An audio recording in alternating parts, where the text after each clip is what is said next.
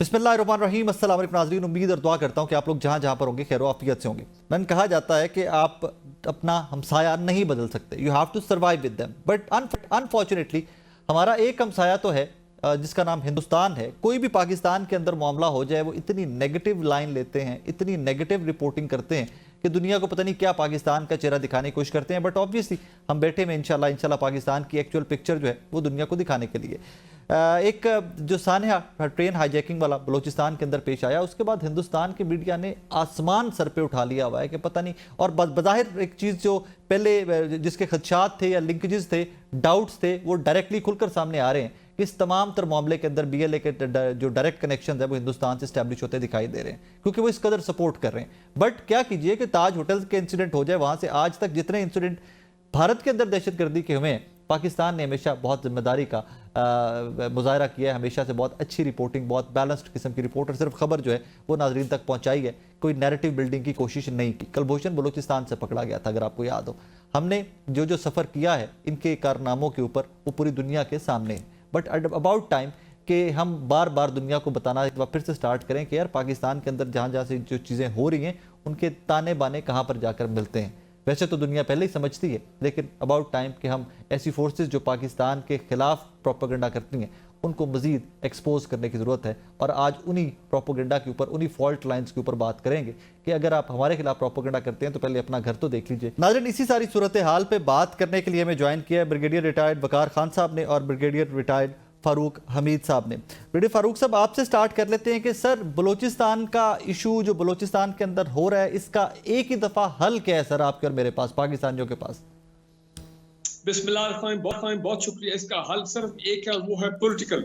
ठीक है, दहशतगर्द अगर हमला करते हैं तो उनका बिल्कुल मुकाबला होना चाहिए और उनको बिल्कुल सही रिस्पांस जो है रियासत की तरफ से वो होना चाहिए, क्योंकि दहशतगर्दी को तो आप कबूल नहीं कर सकते, दहशतगर्दी को आप कंडोन नहीं कर सकते। जितना हम कंडेम करें दहशतगर्दी के वाकयात, खासकर सानिया जाफर एक्सप्रेस वाला जो है, तो मैं कहता हूँ उतना कम है। पॉलिटिकल मैं इसलिए कहता हूँ कि देखें ये सारा इस पर नजर ये आ रहा है कि सारा लोड जो है इंक्लूडिंग पॉलिटिकल वो सारा अपना मिलिट्री एस्टैब्लिशमेंट डाला हुआ है। ये गलत है। पाकिस्तान बलूचिस्तान की अपनी जो पॉलिटिकल लीडरशिप है, उनके अपने जो चीफ मिनिस्टर साहब है, वो तो खुद एक बड़े ऑनरेबल और सन ऑफ द सॉइल है, बलूचिस्तान के बुख्ती कबीले से उनका ताल्लुक है, तो वो इन तमाम पॉलिटिकल डायनामिक्स को समझते हैं। इस तरह उनकी देखें, उनकी असेंबली है, उनकी गवर्नमेंट है, उनके मिनिस्टर्स हैं, उनके सेनेटर्स हैं। और एक वक्त तो ये था कि जबकि मैं काकर साहब को लिख रहा था कि काकर साहब was the prime minister, chairman senate was Baloch, chief justice साहब was the बलोच, और उसके बाद यही अपना सरफराज मुफ्ती साहब was the इंटीरियर मिनिस्टर। तो हम बड़े खुश होते थे कि भाई इतनी हाई लेवल पे बलूचिस्तान की रिप्रेजेंटेशन है, तो अब इंशाल्लाह कोई किस्म के पॉलिटिकल मामलात मसाइल नहीं होने चाहिए और बलूचिस्तान में पॉलिटिकली मामलात को हल किया जाएगा। और लोगों को ये जो अगर कोई अभी भी कोई एहसास महरूमी है या कोई शिकवे शिकायत है, कोई ग्रीवेंसेस है, तो उनको डील किया जाएगा पॉलिटिकल तरीके से। और इसी तरह जो नाराज बलोच हैं जो पहाड़ों में हैं या पाकिस्तान से बाहर है, उनको भी इंगेज किया जाएगा। जिसमें डॉक्टर अब्दुल मालिक के वक्त बहुत अच्छा, नवाज शरीफ का दौर था, बहुत अच्छा इंगेज किया गया था।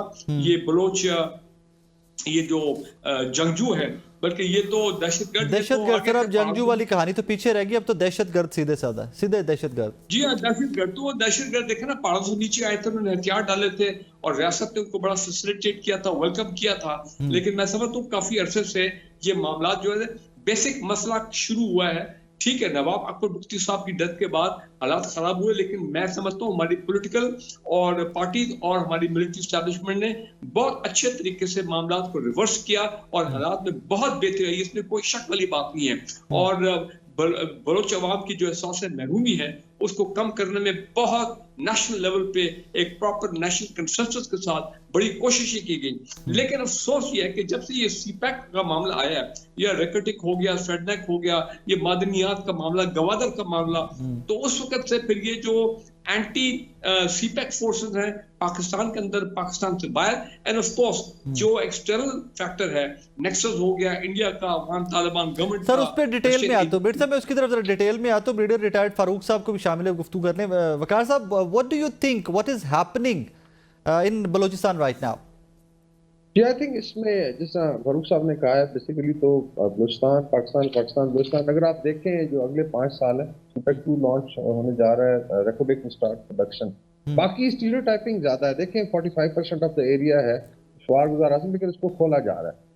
जो डेमोग्राफिक आई थिंक बड़ा जरूरी है, क्योंकि इसमें ऐसे लगता है कि बलोच क्या कि शायद एक स्टीरियोटाइपिंग टाइप नजर आती है कि अब अबाउट 40-42% इसमें पश्तून है, और अभी भी जो आई थिंक ट्रेन में हाईजैकिंग ज्यादा लोग पेशावर जा रहे हैं। फिर उसके बाद आप कह लें, अगर आप जो कोस्टल एरिया है वहाँ के मकानी जो उनको अलग करते हैं, तो फिर 24-23% ब्रोही और बलोच आप कह लें, प्योर जो बलोच जिसको कहते हैं, वो डेमोग्राफिक है। And by and large 3 tribes में आई वुड से कुछ एलिमेंट्स हैं, they are not like mention पाल बुक्टी सा बुक्टी भी है, जरियाला भी है, और इसी तरीके से मैंगल में आप देख लें, फौज में भी है, लेकिन इन 3 ट्राइब्स में थोड़ा ज्यादा है। और इसको फिर अभी इंडिया ने एक्वायर्ड किया because of space was available, और बड़े अरसे से अफगानिस्तान भी डिस्टेबलाइज है, तो वहाँ पे एक स्पेस है। तो अभी इस वक्त एक ट्रायंगल बनी हुई जिसमें अफगानिस्तान बेस है, भारत का इन्फ्लुएंस है in terms of money and funding जो है, और फिर आगे 2 बड़ी दहशतगर्द तंजीमें, चाहे PLA हो या TTP हो, अगर आप KP को, तो ये basically this is the triangle.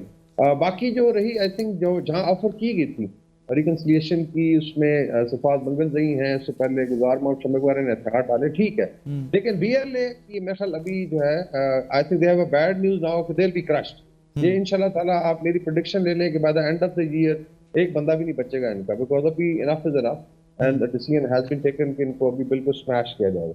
और ये आई वुड से कि एक लूजिंग वॉर है उनकी तरफ से, जब आप खवातीन बच्चों बूढ़ों को हॉस्टेज बनाते हैं। अभी ट्रेन पे देखें ना, इनोसेंट लोग सफर कर रहे हैं, चाहे सरकारी मुलाजिम है, चाहे मजदूर है, चाहे for that matter sir family suffer कर रही है, पूरा मुल्क सफर कर रहा है, पूरी कौम सफर कर रही है, पेन में है। तो आप सॉफ्ट टारगेट को आप एज कर, इसका मतलब है कि एक तो ये ना ये बलोच ट्रेडिशन है, ना ये कल्चर है।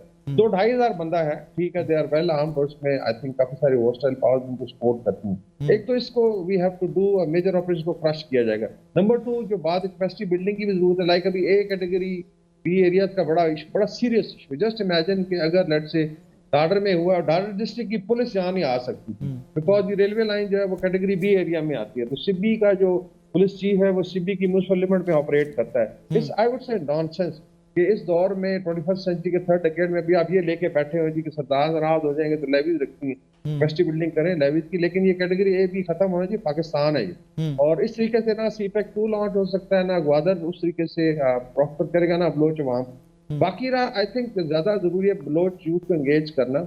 आई थिंक लार्जर मैसेज के 21st सेंचुरी का 3rd डिकेड, आप ठीक है गन उठा सकते हैं, किससे आजादी ले रहे हैं? पहले मंगोलिया ने आजादी लेके अभी मजा चख लिया, अभी तो उठा के शेख मुजीब को जिसमें उन्होंने फेंक दिए। And then there was geographical यहाँ पे I think Baloch youth has to become the stakeholder, और उसमें मैंने देखा है सिविल सर्विसेज में देखे, आर्मी में है, they are doing very well. मैं तो खुद 5 दफा रहा हूँ बलूचिस्तान में, तो मेरा अपना एक अटैचमेंट है, I have travelled all across Balochistan. लोग बड़े मिलनसार भी, बड़े इज्जत करते हैं। खवातीन और बच्चों को और बूढ़ों को टारगेट किसी भी आई थिंक बलोच कल्चर का हिस्सा नहीं है, दे आर टोटली टेररिस्ट। और भारत ने जिस तरीके से सेलिब्रेट किया, इसका मतलब है कि वहाँ पे प्लानिंग सर वो तो कुछ आ रहा है ना कि उनके कोई लिंक्स भी वहां से निकल रहे हैं। जरा ब्रिड फारूक इसकी तरफ पहले निशानदेही कर रहे थे। ब्रिड साहब, इट्स वेरी अनफॉर्चुनेट कि माजी में हमने देखा कि अगर भारत के अंदर कोई दहशतगर्दी का इंसिडेंट आया तो पाकिस्तानी मीडिया ने सिर्फ रिपोर्ट किया और बड़ा जिम्मेदाराना तरीके से रिपोर्ट किया है, बट इंडियन मीडिया कल से इसको इतना हाइप दे रहा है, पता नहीं कौन कौन से एंगल इसके लेके बैठा है। वो तमाम लोग जो पाकिस्तान से भागे हुए हैं, जो पाकिस्तान से बाहर बैठ के पाकिस्तान के मुखालिफ प्रोपेगेंडा करते हैं, उनके बीपर लिए जा रहे हैं, उनको टॉक शो में बिठाया जा रहा है और मैराथन ट्रांसमिशंस की जा रही। देखिए, उनका तो अपना इंटरेस्ट बड़ा अच्छी तरह सर्व हो रहा है, जो कि उनके अपना निफेरियस और इविल डिजाइन हैं पाकिस्तान की इंटेग्रिटी, सालमियत और यकजहती के हवाले से। वो तो बड़े खुश होंगे कि जनाब वो जो चाहते हैं कि बलूचिस्तान में अनरस्ट हो, बलूचिस्तान पाकिस्तान से अलहदा हो, पाकिस्तान की सालमियत को नुकसान पहुंचाना जाए। तो जब इस तरह की कोई चीजें उनके जो प्रॉक्सी ग्रुप्स हैं, मैं तो ये समझता हूँ एक किस्म का आप ये समझें कि ये BLA नहीं है, इसमें पता नहीं कितने लोग इंडियंस ने मुक्ति बाहिनी की तरह पता नहीं कितने लोगों को ट्रेन करके वहां पे रखा होगा, बिल्कुल जिस तरह 71 में इन्होंने किया था ईस्ट पाकिस्तान में। तो ये तो it is the fully Indian backed insurgency, Indian backed दहशतगर्दी, इंडियन बैक्ड फंडेड, और जिस तरह अफगानिस्तान में जो Indian have come back in a big way, और वो वहां पे इनके ट्रेनिंग कैंप्स, इनको फंडिंग, वेपन अमेरिका बादशाह की बड़ी मेहरबानी है, वो $7 अरब के वेपन पीछे छोड़ गया। अब वो भी BLA में जा रहे हैं, BNA अपना बाकी जो ग्रुप्स हैं BLF वगैरह उधर भी, और TTP, फिर इनका आपस में का इल्हाक जो है वो भी इंडिया ने करवा दिया है। और सोने पे सुहागा, मतलब मैं तंजन बोल रहा हूँ कि वो जनाब अफगान तालिबान गवर्नमेंट है, उनके पास वो मैं समझता हूँ नमक हरामी कहें, आप एहसान फरामोशी कहें, उस पर तो वो चैंपियन बने हुए हैं। पाकिस्तान का इंटरेस्ट के, सिक्योरिटी इंटरेस्ट के खिलाफ वो ये सब तमाम की इजाजत दे रहे हैं अपनी सरजमीन से। देखिए मैं दो बातें कहना चाहता हूँ, तो पॉइंट मेरा कंक्लूजन इस पे ये है कि इंडियन तो शादियाने बजा रहे हैं कि जनाब अच्छा है, पाकिस्तान आर्मी को एंगेज किया जा रहा है इन अ बिग वे, दहशतगर्दी के हमले पाकिस्तान आर्मी पे भी हो रहे हैं, वो भी भरपूर जवाब दे रहे हैं, फौज का भी नुकसान हो रहा है, जाहिर बात है शहादतें हो रही है, और दहशतगर्द जो है उनके अपने अजाइम जो है वो भी उसमें आगे चल रहे हैं। लेकिन दो इंपॉर्टेंट चीजें देखिए, बात यह है कि मैं क्यों कहता हूं, आप बेशक कहें कि ये जो बलोचिस्तान यकजहती कमेटी है ये इसमें खवातीन डोमिनेट कर रही हैं। बलूचिस्तान की तारीख में मेरा खुद भी ताल्लुक अबाउ इजाज़ा का कलात से था। बलूचिस्तान की तारीख में खवातीन का बाहर निकला कोई मामूली बात नहीं है, ये टोटली अगेंस्ट द कल्चर है और वहाँ की ट्रेडिशंस है, लेकिन खवातीन बाहर निकली हैं।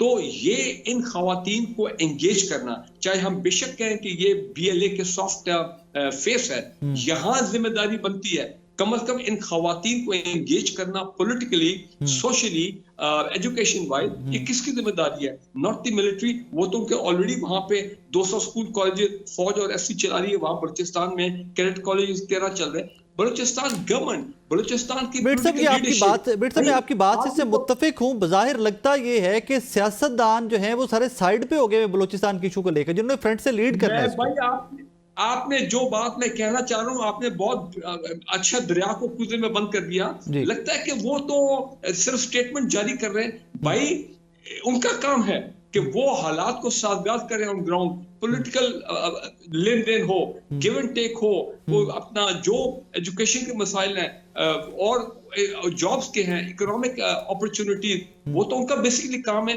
हमारा काम तो नहीं है इस्लामाबाद में बैठ गया। हम तो ओवरऑल उनको पैसों की कोई कमी नहीं है, फंड्स की कोई कमी नहीं है, वहां पे कमी है तो अगर कभी किसी चीज की, वो एक पॉलिटिकल विल की है from the Balochistan government. Balochistan के वो जो मैंने कहा था MNA, सेनेटर्स, कबायली सरदार, मेरा ख्याल है वो ये तमाशा देख रहे हैं। उनको चाहिए कि वो बीच में आकर अपने एक किरदार अदा करें, ताकि उससे क्या होगा, एक तो एंगेज होंगे बलूचिस्तान के यूथ, बलूचिस्तान की खवातीन और बाकी जो लोग हैं, और जो जिनको फिर ये बरगरा के ले आते हैं BLA वाले।